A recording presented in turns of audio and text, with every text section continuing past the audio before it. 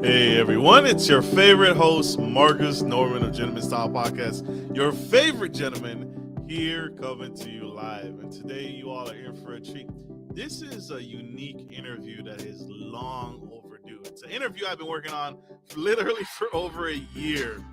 This guest is very special coming to the stage and just a unique individual that shares and gives, and he tells his story with such a profound distinction that he's very, very honest, and you don't get that with someone of his story. That's someone that's been through the ringer the way he has.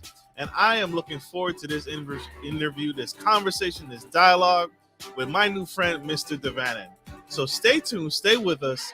Here we go.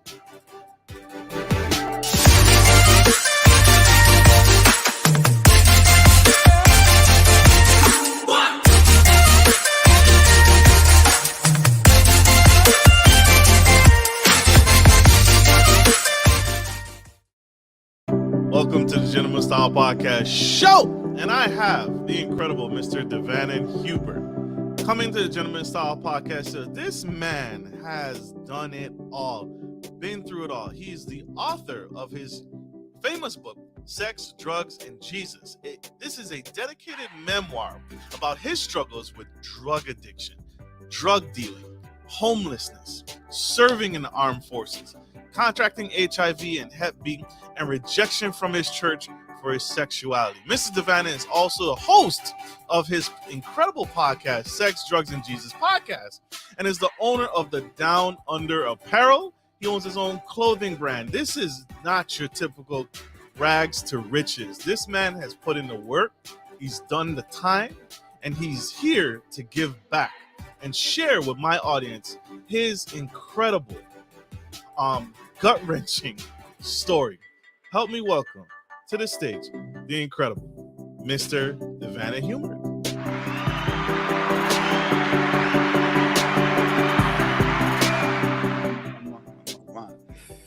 Hello. What an incredible introduction, man. I was over here just rocking out with my cock out to your theme song. Shit, it hits hard. Yes. Thank you. Hey, I'm glad that I worked hard and you did the work, man. Thank you for being here. Thank you for taking the time. And thank you for giving back in this way. I appreciate that compliment. Sir, you have been through the ringer, so your journey has not been easy. And what made you decide to after everything you've been through? Most people would have curled up in a ball, they would have given up on life. But you pushed through, you persevered. What is the purpose for your memoir? What was the goal there?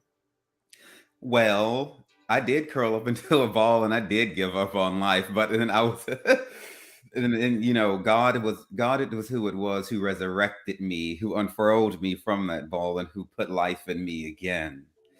And so the purpose of this memoir is to show very transparently how one can be curled up into a ball and give up on life, but then how you can come up out of that, because knowledge is what breaks us free.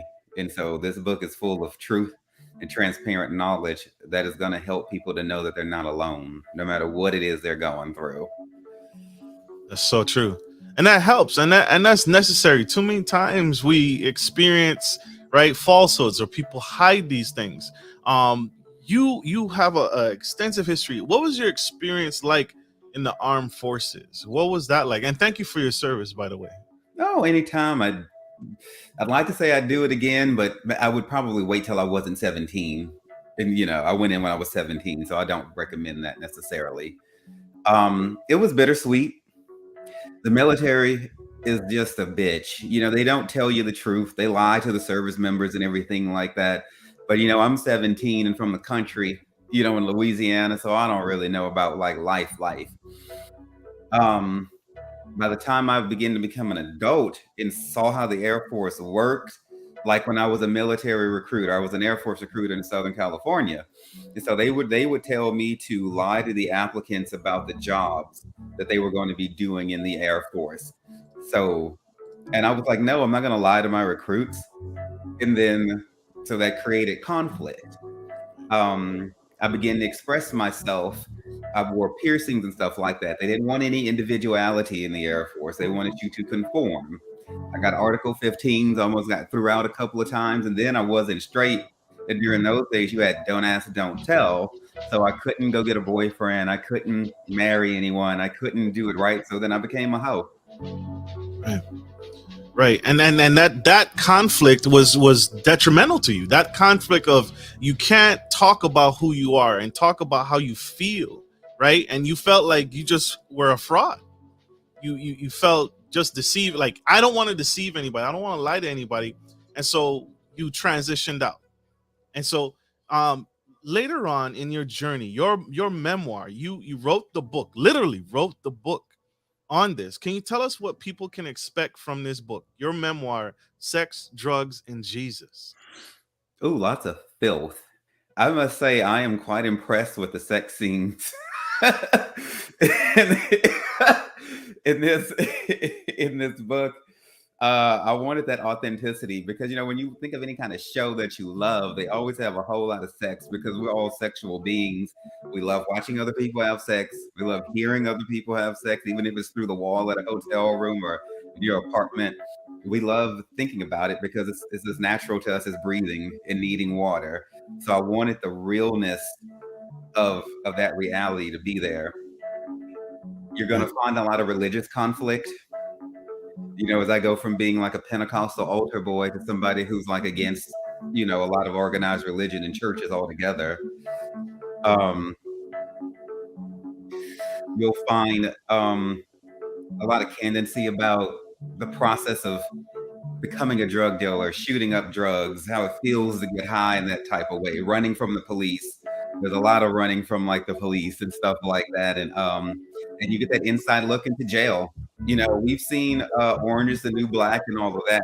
In my book, I give you a pretty good snapshot of what it's like inside a gay tank. So like in Harris County in Houston, Texas, you have like a whole, it's like a cell just for like gay people, non-straight people. And honey, it gets petty. From the Destiny's Child renditions with the torn bed sheets to making the cakes out of honey buns and everything in between. Why did they separate you all from the rest of the inmates? It was my request. Some jails do that because for safety. If you put like, say, a trans man or a trans woman or somebody who's rather effeminate like myself into a tank full of straight dudes who are all like muscly and shit like that, you would probably get our ass beat. You get hurt. Yeah. So it's for safety. Now, that makes sense.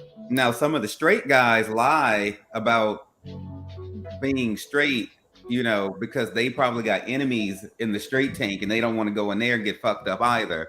So then they lie to come into the straight tank. They lie to come into the gay tank for protection. Because it's safer. It's safer. So there's no drama. There's no drama in that tank versus the rest. It's plenty of drama. It's drama, but it's not violent drama. Like ain't nobody toting like a razor or a sawed-off toothbrush to shank your ass with. It's not that type of drama. It's like who stole my cookies, or who is she? Her. It's that petty drag queen type of drama. Now, there may have been a fight or two, but wasn't nobody trying to kill nobody, none of that. But it is plenty dramatic from the first hallelujah to the last amen. How long did it take you to write your memoir, write the book? How long did that process take? Okay, I started taking notes in 2013. And then the outline was penned about just over 2 years ago. So, at least 2 years functionally, but it took the greater part of a decade to gather all my thoughts. Makes sense. So, told y'all, this man is the truth. He's gonna tell you the truth, whether you want to hear it or not. And this is insight knowledge. This is insight perspective that some of us have never seen or expected. Mr. Devanen, you were a drug dealer. You have insight knowledge into that world. Again, we talked a little bit offline, y'all. We conversed before the show, And I told him I tried my hand. I'm from the Caribbean. I tried my hand at being a gangster, and it didn't work. I was an academic. It didn't work out. I would try and buck to people, and I was just like punked all the time. It didn't work.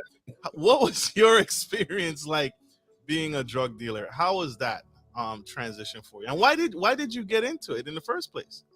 Well, I was more of a glamorous, fashionista, drug dealer. I was in it for the power, for the glory of it all. I already had a job making $35 to $70 an hour, depending on overtime, double time, that type of thing. I just, I did it seeking family, seeking community.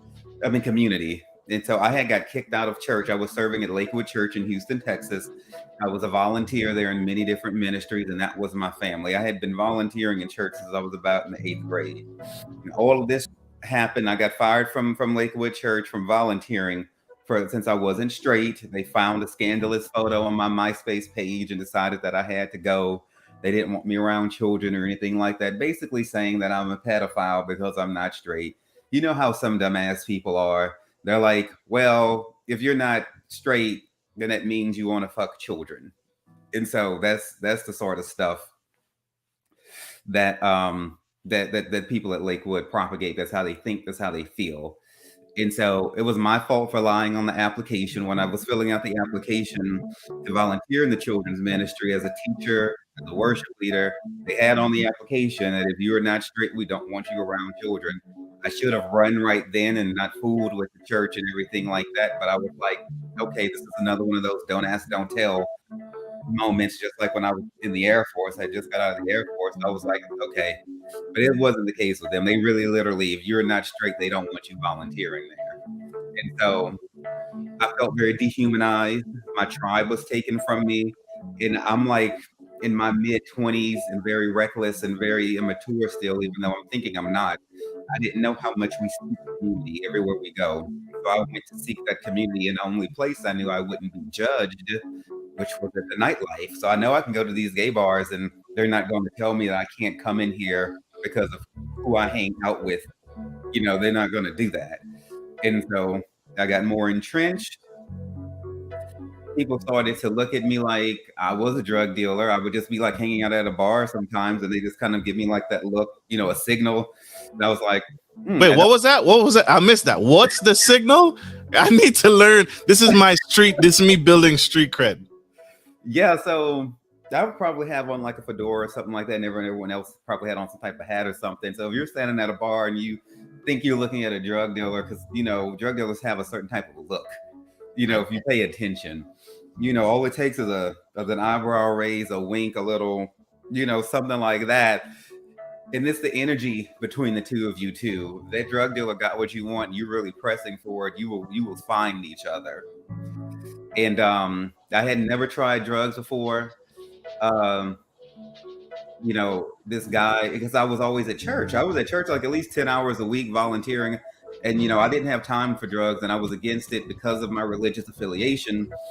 Once I got kicked out of Lakewood, I stopped going to church altogether. It took me like 5 years before I went to church again because I was confused. I thought I was worshiping God, but apparently I was worshiping Joel Osteen on some level too. Because if that wasn't the case, then when they fired me, then I would have just went and worship God somewhere else. But you see, I had conflated the two, and we do that all the time. We be worshiping churches and preachers, and we don't realize it. And that's what I was doing, and I didn't realize it.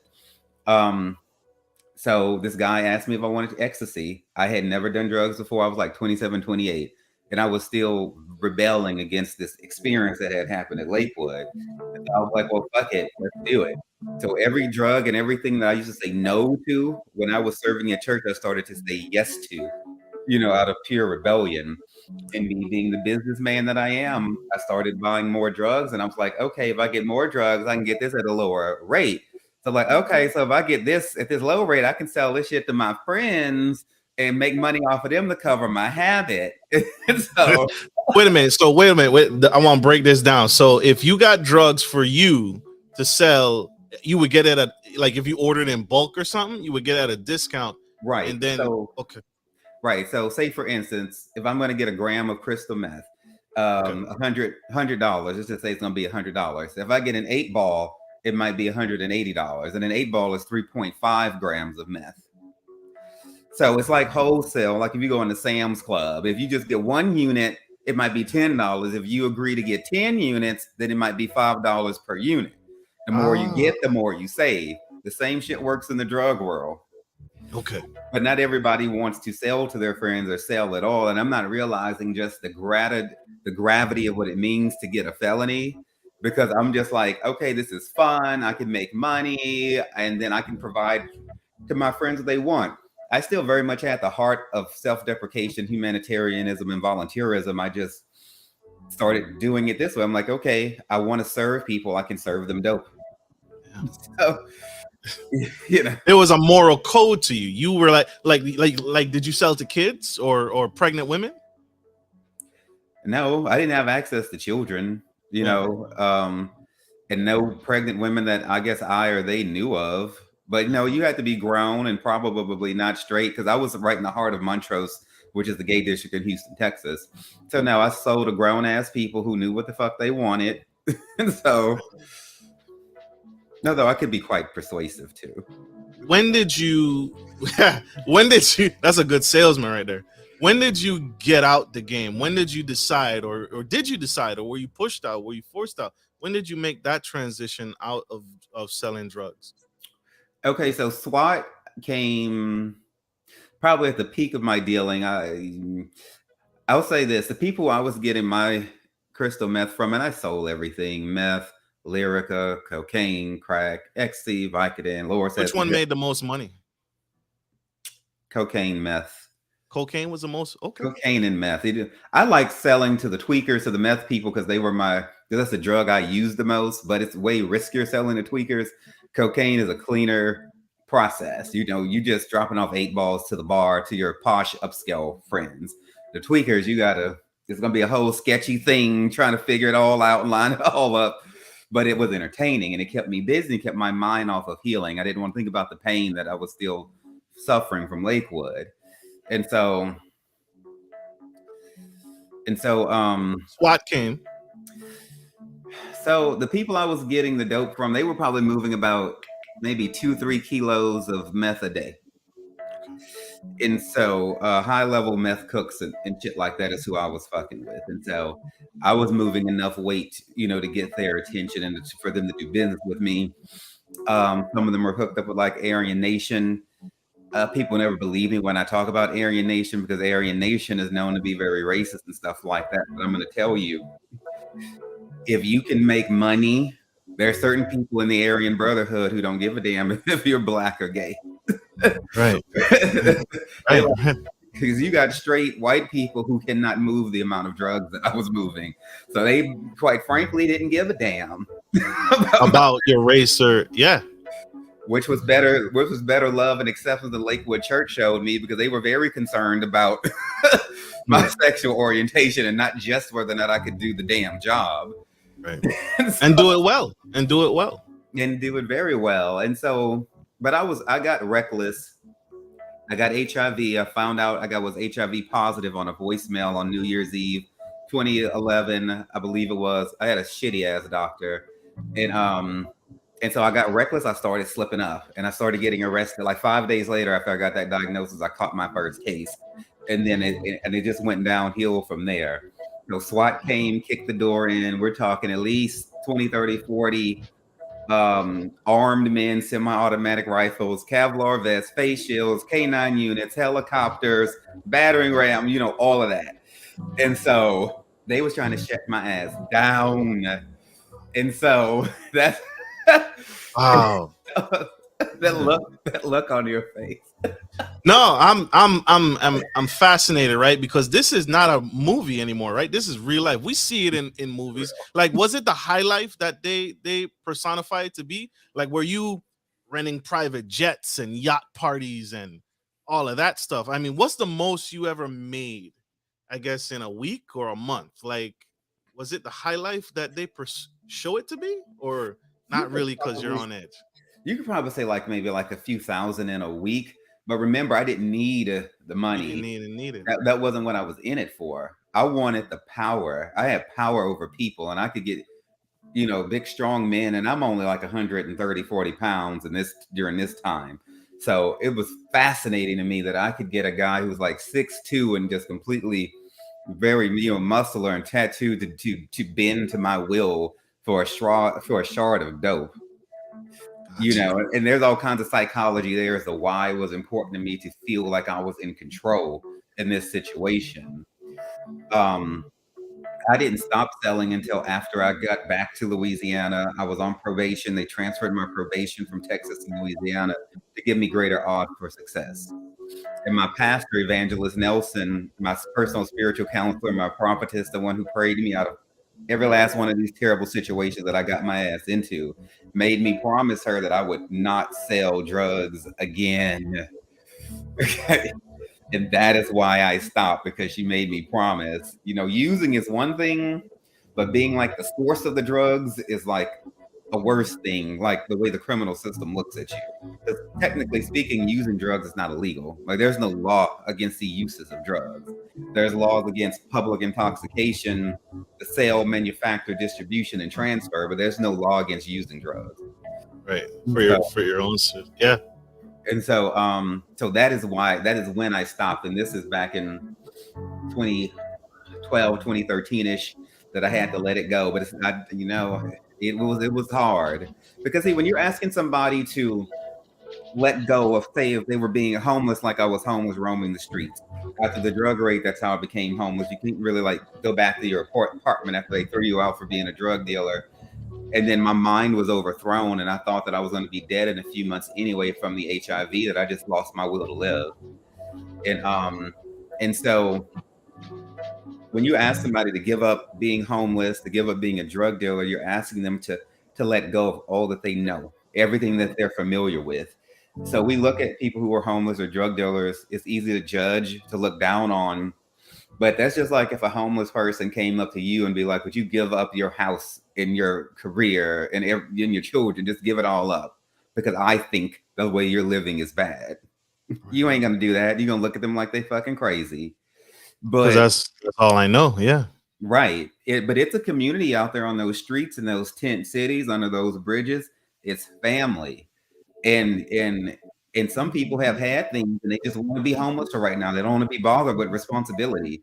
So it's not for us to look at them and in any kind of way other than they're living their whatever their truth is right now. End of story, done. And shut the fuck up about it, because you just don't know, why people are doing what they're doing. So after the drug bust, you became homeless, and because you couldn't go back to the way things were, and this lady prayed you out of your situation, and she made you make a promise. What was that like? What was that transition like for homelessness, and how did you get out of that? How did you build yourself back up from there? You had to reinvent yourself, I imagine. Once you've lost everything, it's beautiful, and then it's also terrible, because you have a clean blank slate with which upon which you can redraw yourself now. But at the same time, you have a clean blank slate, which means you ain't got shit. So, I had to begin the wardrobe again. Okay, let's start with 5 pairs of pants, 5 shirts. I went from having enough clothes in my closet to change clothes twice a day. And I did. I had one outfit for when the sun was up and one outfit for when the sun was down. And I could probably go 6 months at least without wearing the same thing twice. From being to, okay, I got a couple of pairs of shorts and a couple of shirts. Okay, I had to start off being a janitor because I couldn't get a job anywhere, cleaning up literal shit and piss behind people at the VA hospital clinic here in Baton Rouge. But it's a mental thing. My mind was used to being on the streets. So the VA was, they bought me an apartment, the Department of Veterans Affairs. So I had an apartment. My parents got me a little used Ford Focus to start getting around with. I would still walk out at night and talk to homeless people, even though I had an apartment now, because my mind was still there. It took years for me to actually believe that I wasn't homeless, even though I had an apartment. And it took me years to begin to feel like I could talk to and be accepted by, I guess you could say, the regular society, because I had got so used to it. And then people judge you if you were homeless or if you're a janitor like I was. You go somewhere, they're like, oh, what do you do? I'm a janitor.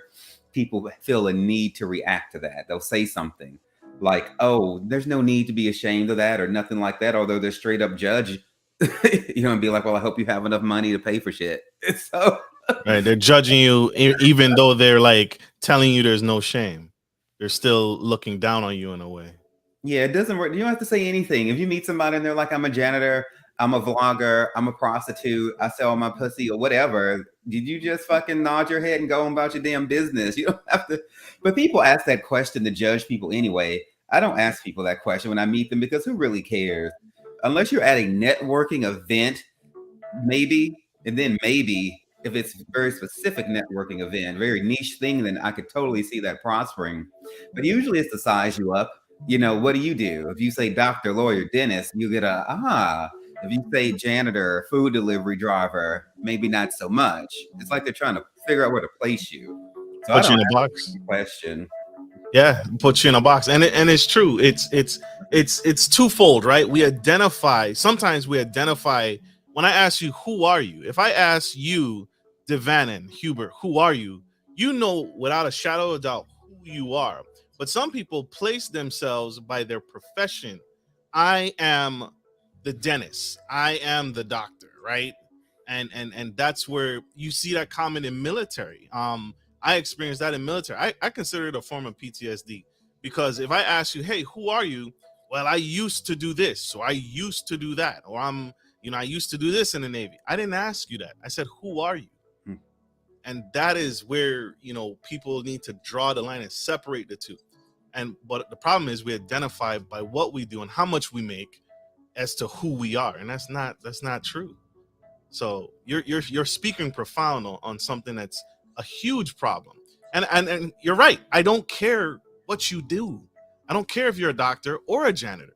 You have a good heart. You have a great heart. You're a good person and you mean well. And you don't mean me harm, like that's really what you want to know. That's really what I want to know. Are you gonna hurt me? That type of thing. So yeah, huge. Yeah. Thank you for saying that. What that reminds me of is the common thread that I found, that how narcotics attaches people at every rung of the social ladder. Because when I was a drug dealer, I sold to doctors, attorneys, lawyers. And as hell, the doctors made my fucking Molly for me.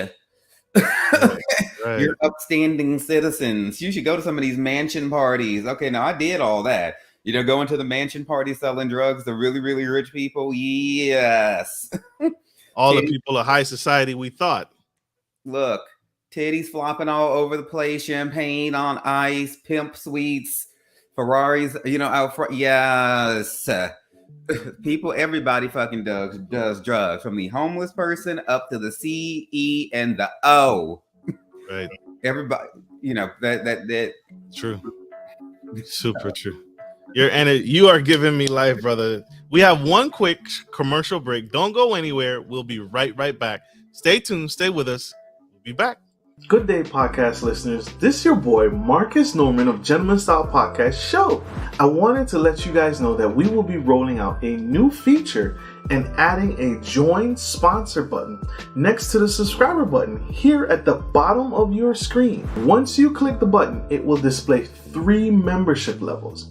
Gentleman Gentry, which is our entry level, Duke Duchess, which is our season level, and the Emperor and Empress, which is our most sophisticated level, which you will receive unique perks and benefits at each differing level and gain access to our community tab. We will also be sharing polls, upcoming events, and interviews, as well as receive feedback from our sponsors directly.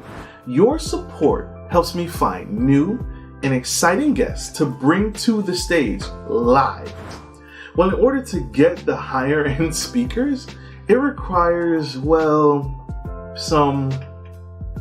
guessed it, money. So thank you for tuning in to my channel. And if becoming a sponsor sounds good to you, then select the join button below and choose your desired sponsor level. Let's continue to grow and serve the future of generations of men and women to come. Love you guys. Bye. Support for Gentleman Style Podcast is brought to you by Manscaped, who is the best in men's below-the-waist grooming champions of the world. Manscaped offers you precision engineering tools for your family jewels. Manscaped just launched their 4th-generation trimmer, the Lawnmower 4.0.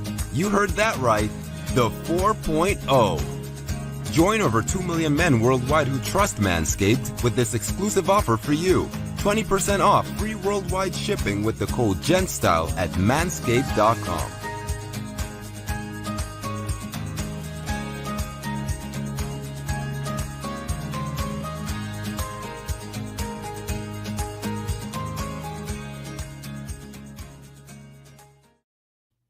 We are back, ladies and gentlemen. We have the incredible DeVannon Huber. This man is incredible. Spilling the tea on what it was like to be a drug dealer, go from homeless, being a veteran in the military, and how he again, rags to riches. But it's not your ordinary, common herd story.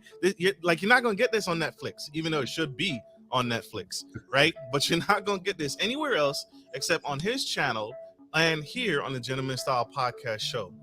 Mr. DeVannon, you touched on something that I wanted to dive a little deeper with you.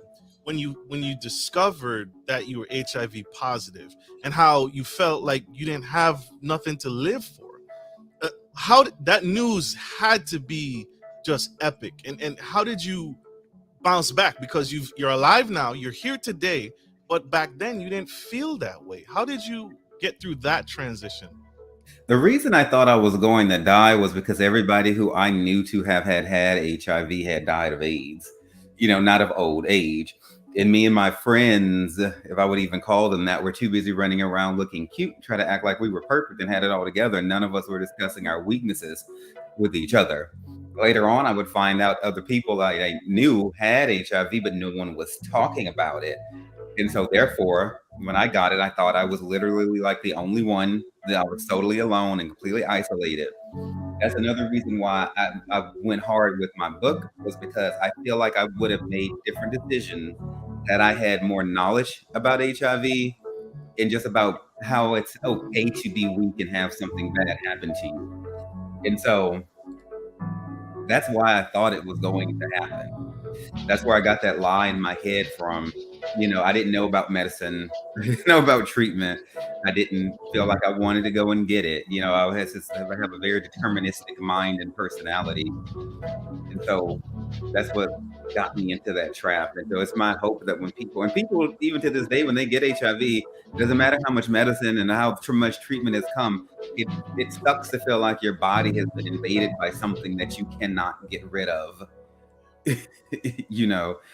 All my thoughts of, I'm going to live forever, cheat death, find the fountain of life, all that came crashing down and my mortality was sealed. The moment that I heard that voicemail, which I would go on to replay countless times to hear if I could hear something different. I didn't want to, I wanted to be a pretty diva drug dealer for the rest of my life, not a shriveled up corpse with HIV, which was the only recollection, the only reference that I had, for it. I didn't know anybody was healthy and living with HIV. Yeah. And so there's something to be said of that, of how you give someone information. Now, had they brought me into the office with a social worker, a psychologist, and all of that, and explaining things to me, that probably would have gone over a bit differently had they left it on a voicemail on New Year's Eve and I was already high and drunk by the time I got the message. So it was a really dick move on the part of that doctor, and fuck him wherever he's at. But that was the missing piece, and you feel that you would have transitioned better had the information been brought to you better in a more professional, more outstanding, like, hey, there is a life after this, and I have a room full of professionals, or I know some professionals that can help see you through, and this is not the end. Yeah. Right. So when doctors do it right, man, they bring you into the office and they have the social worker and the psychiatrist and everyone present so they can see how you react. And they're not going to let you leave there if they think you have suicidal ideations or you may do something to hurt yourself or if you don't have a clear understanding on the options that are available to you. Now, compare and contrast that to just flinging the shit on a voicemail and hoping for the best. It's almost like they gave up on you. And yeah, right. It gives a bad presentation. It gives you almost a feeling of hopelessness. Like, okay, well, we'll see what he does with this voicemail and just, yeah. Because you don't once you let somebody leave the office, you don't know if they're going to come back. But at least you can know that you did all you could to help them. If you give them life-threatening news over the voicemail, and I've heard of people doing this with cancer diagnoses too, you don't know what that person might do, what their frame of reference is. And sure, we might sign these waivers at the doctor's offices saying it's okay to leave things on our voicemail, but we expect the doctor to use at least a modicum of discretion and intelligence. We want you to leave positive, good, happy shit on the voicemail, like that. Don't leave HIV and cancer on a voicemail, no matter what we signed, you idiot. But this is when you're dealing with people who haven't been through things of themselves. They haven't suffered. They don't understand problems and pain. All they understand is their prestige and their money and what works for them. They don't have empathy. I don't deal with doctors anymore. I have a nurse practitioner. He has the same prescribing power. It's just like dealing with a doctor, but a doctor who has a soul.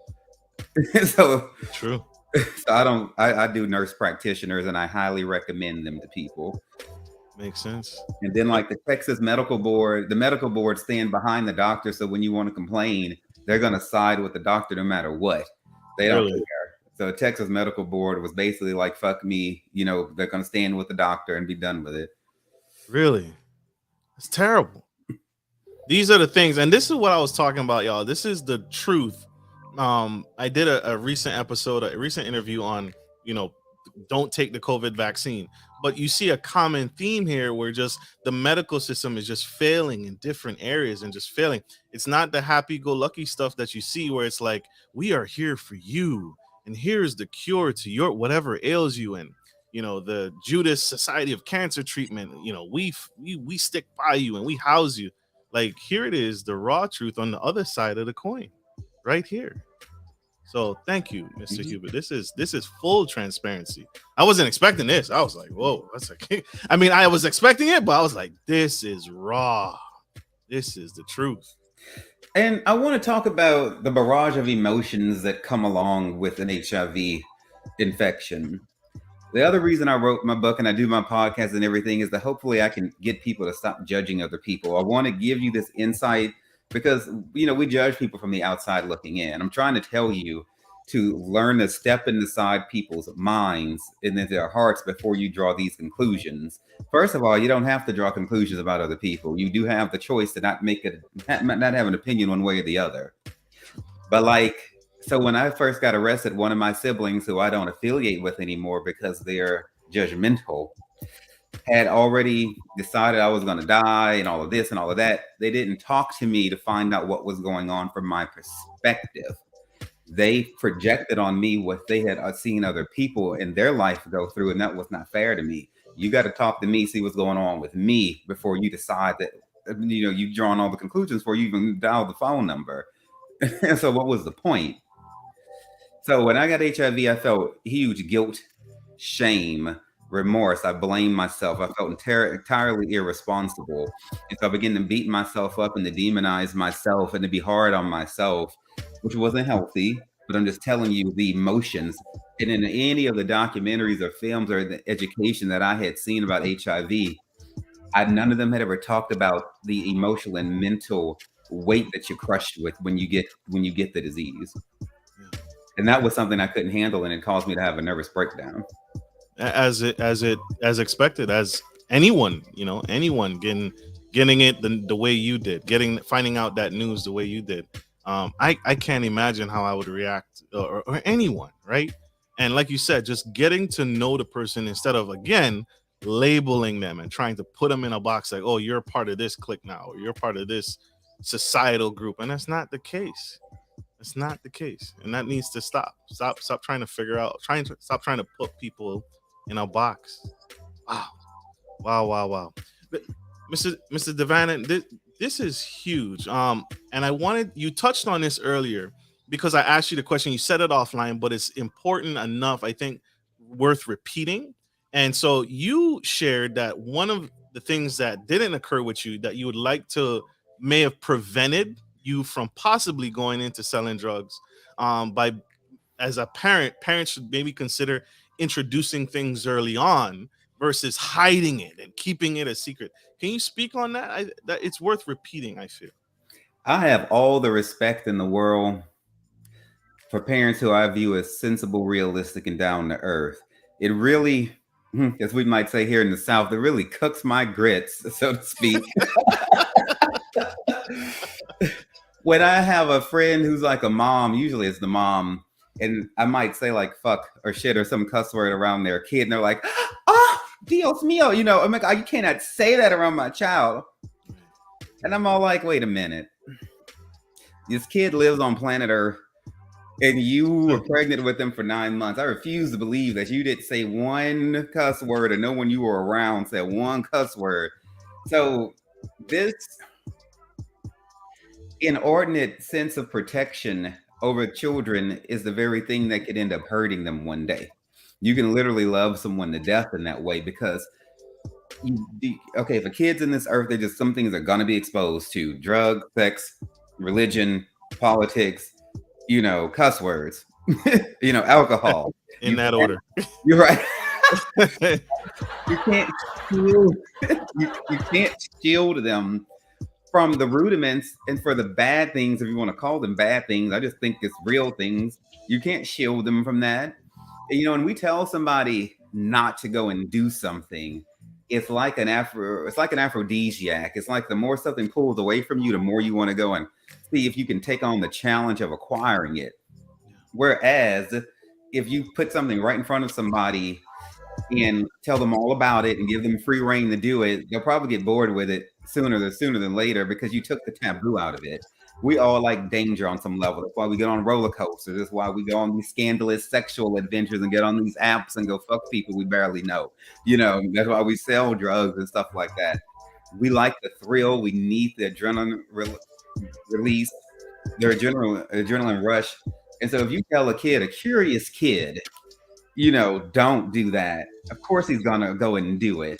And so the way to and then the kid's probably gonna look at you like you're fucking crazy too, because with technology they know how to find out everything anyway. You don't want me to cuss around your kid? Okay, they cuss on ABC, NBC. I mean, okay, BET, yeah, MTV. The kid's just gonna look at you like you're not real, and that could cause a rift in between you, or you and the kid. Or you can just be like, look, these are cuss words. Here's how you can use them. These are drugs. This is where homeless people live. This is what heroin is. This is what meth is. That's kind of what they tried to do with the whole Dare to Keep the Kids Off Drug program. But them few little classes in elementary school is not the same as a parent, or maybe even older sibling taking a kid under their wing. If you control the narrative and tell your children about drugs, sex, alcohol, things like that, they're going to be more responsible when they get older, and they probably won't be all thrilled about it, and stuff like that. So like my parents taught me about alcohol. They only let us drink for like holidays and stuff like that. I don't have an alcohol problem. I've never been an alcoholic, but they didn't tell me about drugs. They didn't teach me about sex. And I'm the youngest kid, and everybody in the whole family knew about all these things, and they just left me to the wind. So I found out about sex from Red Shoe Diaries, Real Sex, Scrabble Vision. And then I learned about drugs from people I met on Grindr and Adam for Adam, hookup apps. Now, had my parents taught me about the shit, or at least an older sibling, I would have had a different perspective. But I learned about this shit from people who really didn't have my best interest in mind. Wow. So I'm telling you to get ahead of the world, because they're going to learn about it all one way or the other. That's true. That's true. It was unique for me to come across. I have a friend, his kids, he allows them to drink, and he's allowed them to drink for years. Right. Probably, if I had to guess, probably even before the legal age. But because he removed that mystery, like you said, that aphrodisiac, and he just introduced like, hey, you want a beer? You want some wine? Here, have it here in this safe environment, in this safe space, and have a drink with me versus discovering it out in the world where you could potentially become hurt. And it was just unique to me because I was literally in their house. We were having, I think we were having dinner, and just his son just walks in the door. He's like, "Yeah, I'll take a beer." Like he goes around the room, anybody want something to drink? And I say the virgin thing, right? I say, "I'll take some water." And his son, who's younger than me, is like, "I'll take a beer, Dad." And the other son is like, "I'll take some wine." And I'm like, "What in the world?"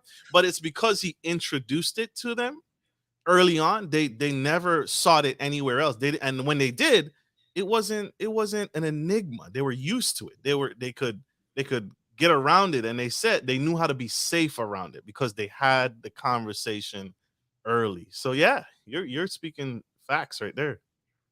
Huge, huge, huge. I want to ask today, what is your stance being a part of the LGBTQIA community? What is your relationship with God now? Oh, I love Jesus with all my heart and soul. I'm so glad I got kicked out of Lakewood Church because it was a kick in my ass that I needed to get better aligned with God. So here's the thing about the LGBTQIA plus community.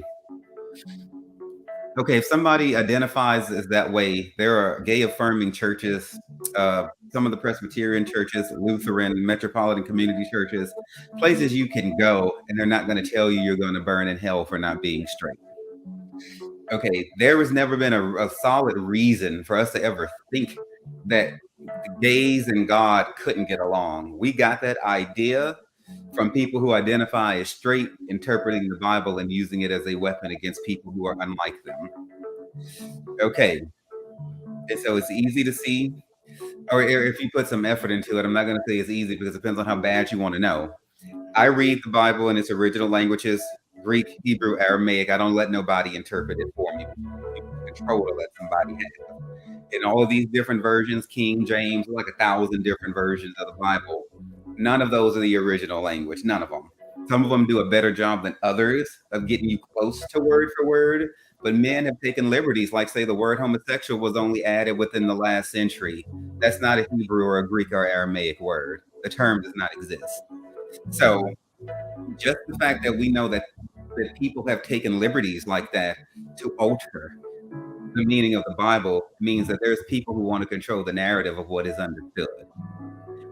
The Bible is a Middle Eastern book, not American. I don't care how many people try to act like they're an expert on it. It ain't their book. Okay, it's not. Period. And so when I was in seminary, for a while I was going to be a whole preacher and get a whole degree and everything, and I stopped that because one of the law professor in seminary school, I was at the Houston Graduate School of Theology in Houston, Texas. He was just like in class one day, he was just like, "Yeah, we want to control people in the church and everything like that," and he just blatantly said it, and I did a double take, and I was like, "The fuck you say?" He was like, "We want to control people in church." He said it just as casually as trees are green and water is wet. He just moved on with the lecture.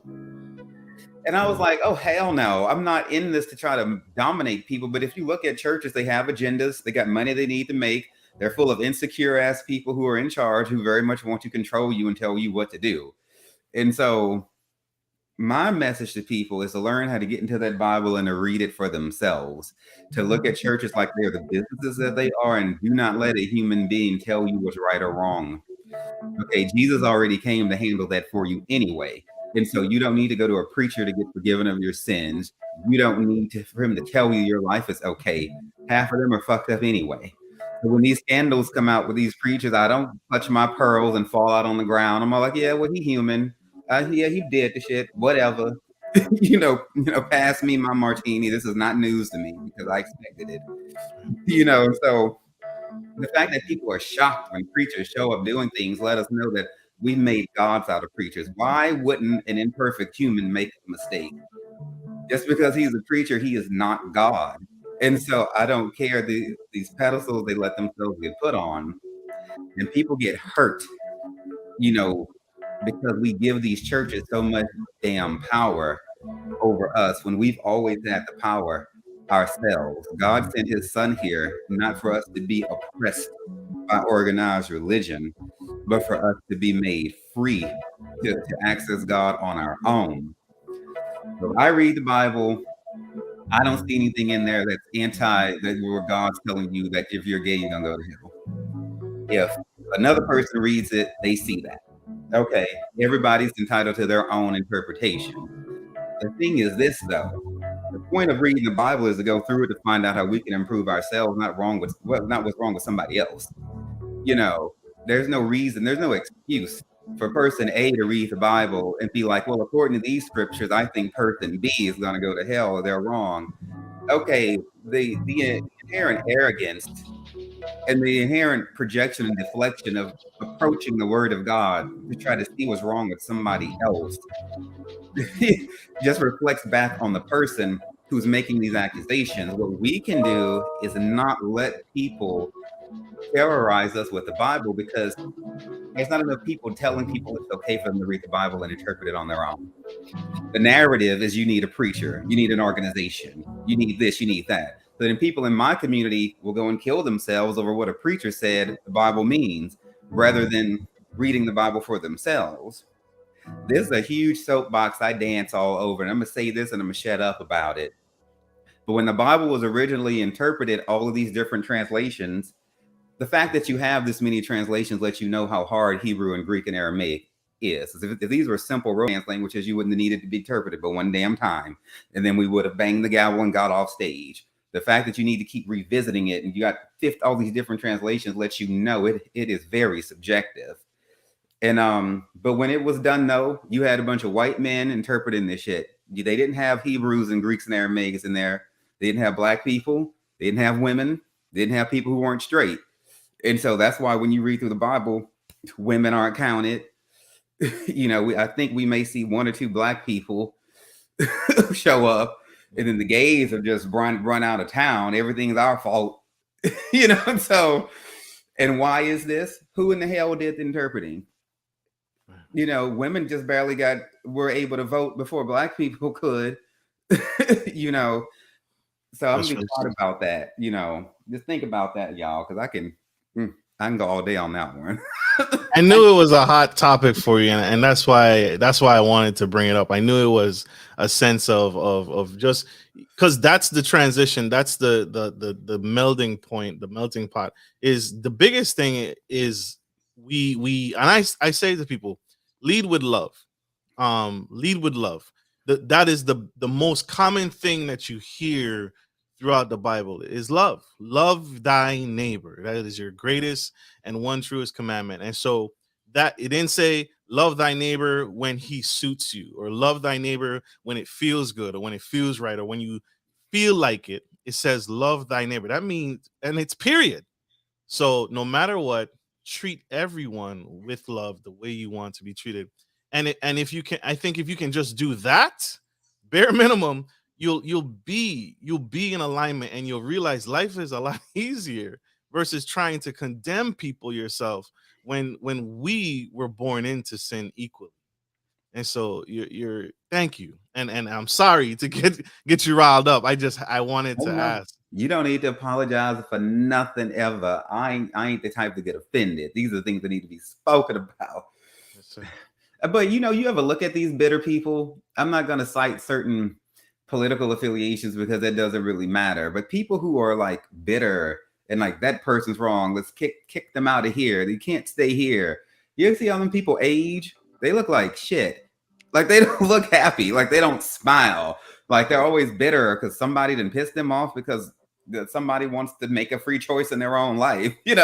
That doesn't age them well. It's not good for their own health. All that negativity they're sending out is being deflected right back onto them, and they're going to reap that shit in their body in this life. True. So true. Mrs. Devannon Hubert, how can we connect with you? How can my audience grow with you? How can they learn more? They simply go to sexdrugsandjesus.com, and that holds my podcast, my personal blog, all the books that I'm working on. You'll see them on there. There'll be a link soon on there to patch you over to my clothing store, DownUnder Apparel.com. And those are my two main websites. And the Sex, Drugs, and Jesus is the main one. Absolutely. Check him out, y'all. This man is the truth. He's spilling all the tea, as you saw in this episode, but we got to give him back. He got more books to write and more people to inspire and encourage and uplift and to make them aware of what's really going on in the world. Mr. Devan, and I want to say to you, brother, thank you. Thank you for doing what you do. Thank you for not giving up on life and not giving up and releasing your memoir and giving back in this way. I consider this a form of community and public service. So thank you, brother, for what you do. And I appreciate you and I love you. And I thank you for being here and doing what you do. Thank you. I speak blessings and positivity on you and your audience in tremendous amounts. Amen. Thank you, sir. And I hope this helps y'all. I want to say to my audience, thank you for tuning into the Gentleman Style Podcast Show. I hope this helps. I hope this encourages. I hope this stimulates the mind and gets you guys going and really allows you to really see beyond what's in front of you. Because this is real life. And this is the Gentleman Style Podcast Show. And we want to bring you the truth. And so thank you all for tuning in with us and riding this roller coaster with us. This has been fun and epic. Thank you. Like I always end every show. Take care of your family. Take care of your friends. And always take care of business. This is Gentleman Style Podcast. Your host, your favorite gentleman, Marcus Norman, and Devanin Hubert signing off. Love you guys. Bye.